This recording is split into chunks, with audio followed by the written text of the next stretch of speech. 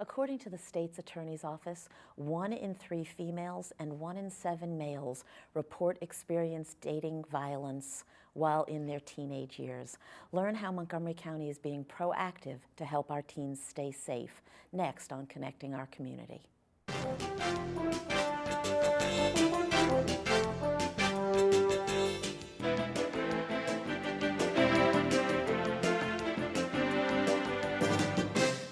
Hi, I'm Pat Shoemaker. Welcome to Connecting Our Community. Our guests tonight are Cheryl Kravitz and Lila Katz. Cheryl heads the CRK Communications and the Gentle Yogi. She's the recipient of over 40 awards for her community work and writing. She serves on the boards of the Family Justice Center Foundation and the Domestic Violence Coordinating Council, both in Montgomery County. And Lila Katz is a student member of the Domestic Violence Coordinating Council, or DVCC, as well as a member of the Education and Outreach Committee and the Choose Respect Planning Committee of the DVCC. Welcome to both of you. And the issue tonight is teen dating, healthy, unhealthy. The statistic is almost overwhelming. 1 in 3 females, 1 in 7 males report violence somehow while dating. And that's just the people who report the violence. Presumably the numbers are so much more staggering. That's even right. than that. And you're making a really good point. How many young people are out there not saying anything? And that's one of the reasons we do Choose Respect, so that they really understand what the signs are, what to look for, not only in themselves, but their friends. Yeah, and Lila, as a student, right in that age group, how did you get involved in this? Did you have a personal experience or a friend? So I actually started out as an intern at the state's attorney's office Special Victims Unit, where I worked for Debbie Feinstein.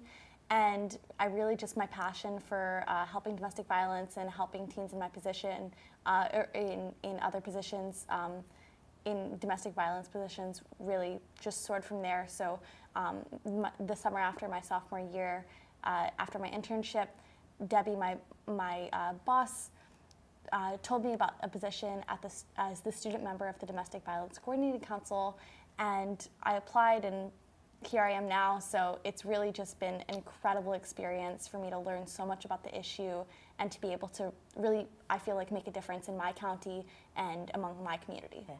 And so when you now are aware of these circumstances and some of the signs that we'll get into in a little bit, do you see things that maybe you wouldn't have perhaps before being involved in this or having your eyes open to it? I definitely think it has tuned my senses a little bit to the situation around me. I think that as a teen in high school, there are certain aspects of life that most people don't even find irregular or off-putting. I think that certain relationships that I've seen between my friends or between people that my friends know have certainly exhibited signs of being toxic or unhealthy, and not even always physical violence, but things like manipulation, things like technological abuse are so much more common than people realize, especially in today's age. But I certainly think that in the political climate and with the Me Too movement, this has really, I think, education and awareness has really improved, especially in my generation, which I find to be so inspiring, especially with the Choose Respect conference being so big this year. But do you find, and perhaps Cheryl, you can give some perspective on this, that do you find because of technology that this is happening more, or it's happening less? It's easier to find, or it's harder to find? It's a really mixed salad of all of it. One of the taglines that we have for the conference that we started a couple of years ago is respect your selfie, because we learned that so much of what happens is through Twitter and through cyber stalking, sexting, kids at a very, very young age.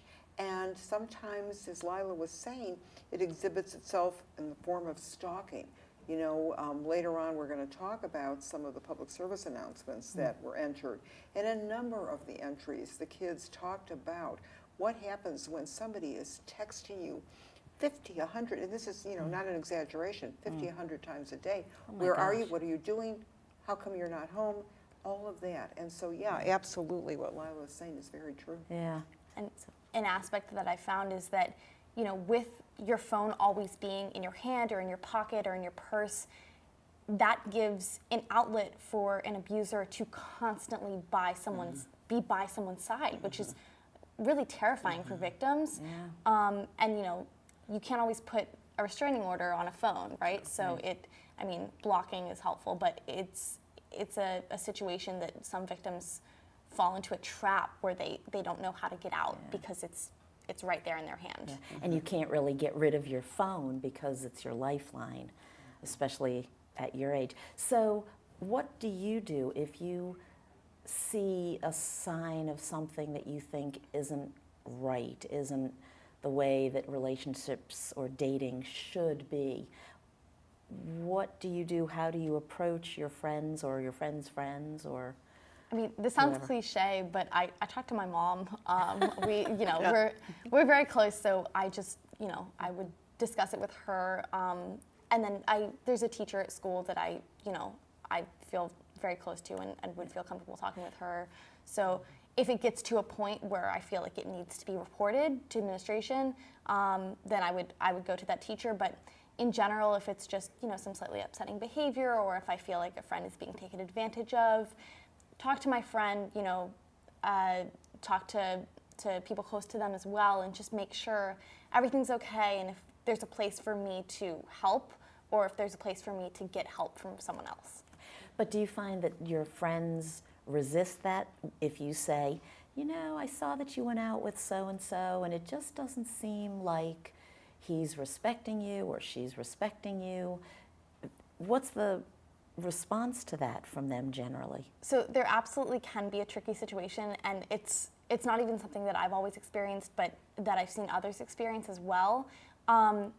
When an individual is in a relationship with an abusive partner, they don't always know it, and even worse is that if they think they're in love with someone or someone is in love with them, I found this to be especially true and to hurt the LGBT community. As, for example, if a gay individual is being abused, they're scared to leave an abusive relationship because there aren't as many gay teens as there are heterosexual teens. So they feel like their pool is smaller, they feel like they don't have as many options, and they feel like there's nowhere to go. So And some relationship is better than no relationship. that's, that's especially, some people use, I found this to be true in middle school as well, some people use being in a relationship as social currency. So someone, thinks it improves their social status, or their footing with their friends. They think it makes them cooler, and I mean, it's horrendous because they fall into a trap. Yeah.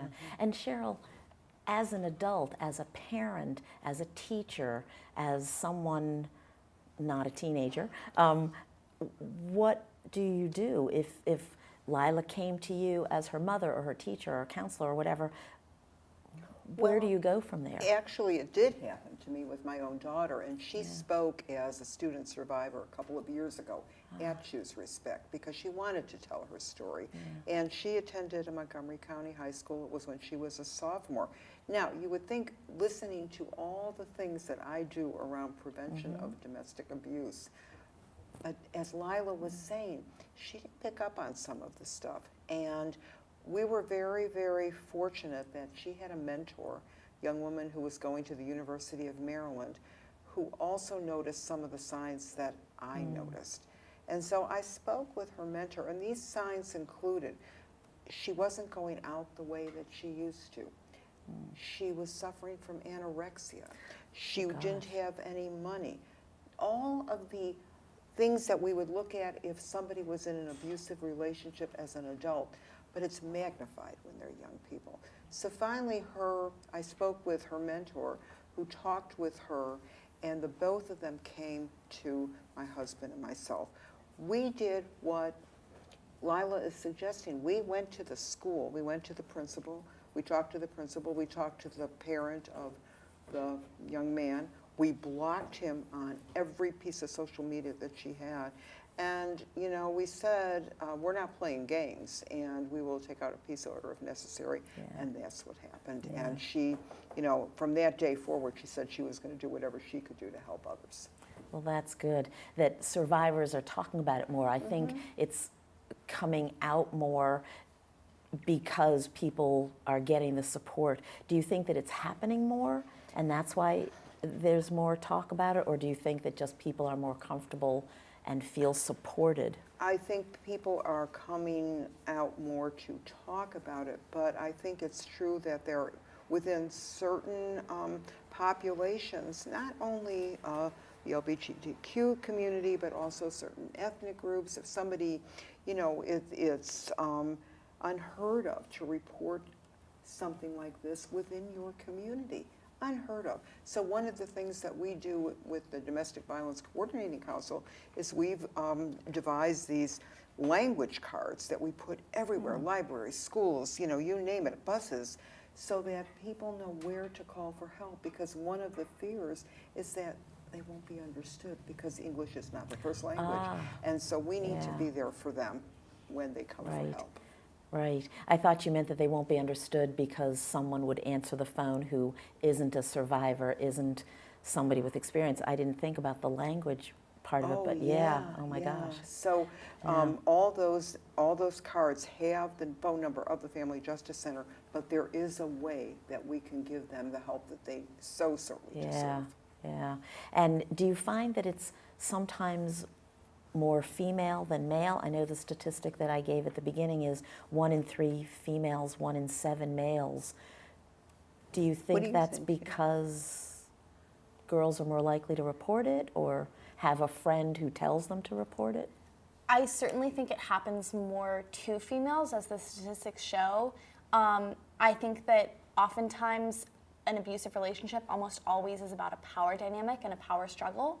And it can be a female or a male abuser, but often it is easier in a lot of situations for a man to take advantage of a woman, especially as a teen, especially as someone who's younger, because of, you know, security, emotional maturity, you know, problems with self-esteem, and, you know, a lot of men pounce on that, and we see that you know, even within rape culture. But I certainly think it's important to realize that men are victims of abuse as well, and it happens to everyone. And we have come to our first break. Please stay with us. We have some very great public service announcements done by teens and students themselves, and a lot more discussion. Please stay back for the second half of Connecting Our Community.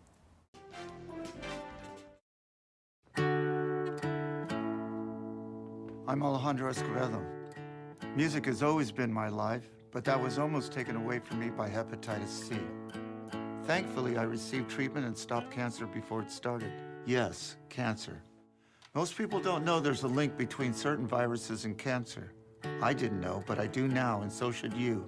That's why I've partnered with the Prevent Cancer Foundation. The 3 most common viruses linked to cancer are human papillomavirus, or HPV, hepatitis B, and hepatitis C. Every year, more than 27,000 men and women are diagnosed with a cancer caused by HPV, and up to 65% of all liver cancers are caused by Hep B or C. These cancers are preventable. Getting screened, vaccinated, and treated isn't scary, but cancer is. For more information, visit thinkaboutthelink.org. Together, we can stop cancer before it starts. Hi, welcome back to Connecting Our Community.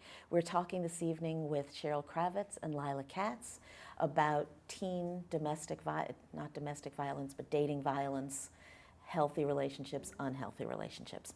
So what we're going to be seeing in just a minute or two is the winning public service announcements that are done by teens, high school students, whatever. How did the contests go? We've been doing this contest for a number of years. It's funded by Verizon, and the students who are winners win cash prizes. It's Wow. really very interesting. Yeah. We get lots and lots of entries from all around Montgomery County. And for the past 2 years, we've actually also had voting on the fan favorite. This year we set a record, 17,000 plus students Wow. voted for the fan favorite. Oh my gosh. Yeah, it's incredible. And Lila, were you a participant in any of these or judging? So I voted for one of the fan favorites. I think it was really great. They showed it in so many different schools around the county. They showed it in my school during morning announcements, and I got a bunch of my classmates to vote and participate. But it was a great way to publicize the conference, which was coming up a few days from then, and also just to promote awareness about teen dating violence. It was a wonderful opportunity. Oh, that's great. Yes, these are great, and you're going to learn a lot. And it's interesting to have the student perspective as opposed to a parent sort of shoving this down your your throat. Teens know what they're talking about. So this is the first honorable mention PSA. It's called There Is Another Side. It was submitted by Northwood High School students. So let's watch it. He says that I should wear makeup because that's the only way I look pretty. She told me she would never do it again. He gets mad when I show too much skin. Ya no tengo amigas por ella. He said I can't have guy friends. She told me that she can do better than me. Él dijo que nunca lo volverá a hacer. She said I wasn't good enough. He told me I'm worthless. I don't feel like myself anymore.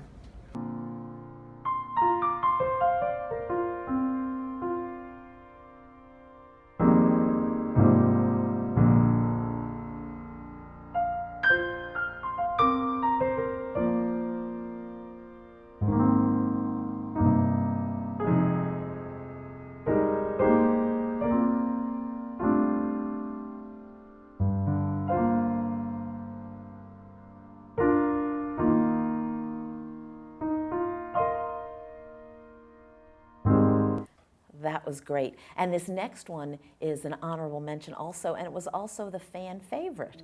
So this is a good one. It's called You Are Not Alone by students from Winston Churchill High School. He was the perfect boyfriend. Mi caballero de armadura brillante. My Prince Charming. I was in love with her. And I thought he loved me back. We were at his house. And he started to scream. She told me I was worthless. He threw me down. Me cortó los brazos. He started choking me. He held me down. My face was covered in blood. I couldn't get away. I couldn't breathe, I begged him to stop. Lloré por ayuda. but no one heard me. I was alone. He promised that he would never do it again. He promised. She promised. Me lo prometió. But that was only the first time.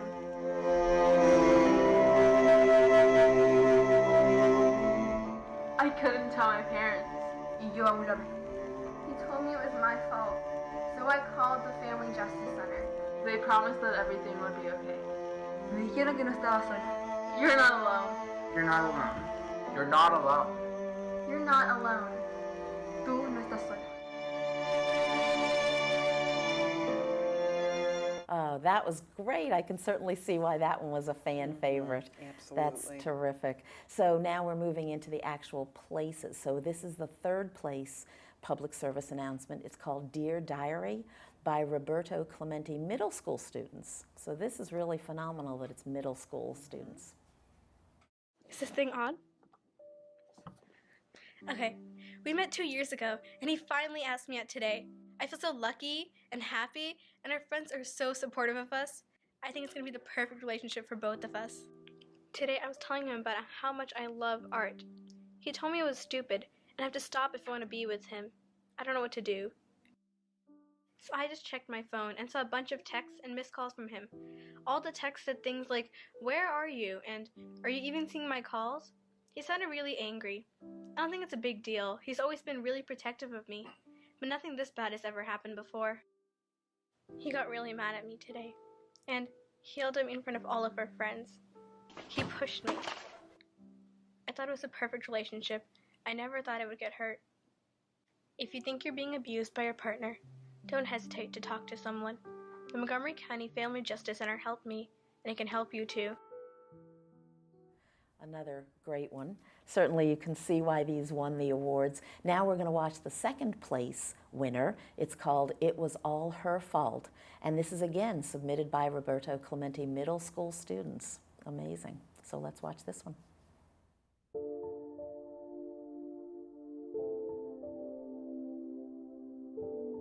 I never did anything wrong. She was the one who wanted to hang out with her friends instead of me, so I always told her friends that she couldn't go. She was the one who tried to look pretty for someone else, so I told her that she could never be pretty and that she should stop trying. She was the one who didn't give me money when I needed it, so I stole her credit card information. She was the one who wasn't listening to me, so I had to make her obedient. She was the one who always seemed suspicious, so I had to take her phone and make sure she wasn't cheating on me. She was the one, she was the one, she was the one, she was the one. It was all her fault.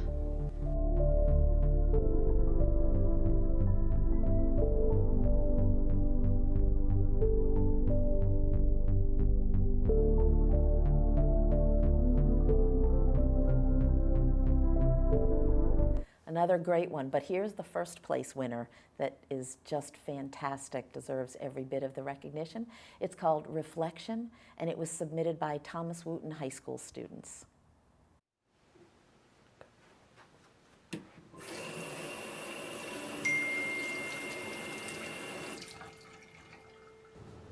Hey, why haven't you responded in a while? I was just getting ready to go to bed. I was just about to text you. Didn't I tell you to respond right away? Well, yeah, I was just about to. Did you already forget? No, You're so stupid. You're ugly. You're pathetic. This is why no one likes you. I'm the only person who will ever like you, and you don't respond to my messages. Do you want me to ignore you? No. Make everyone else ignore you? Wait.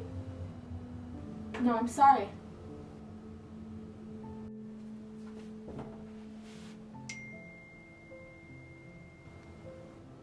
I love you.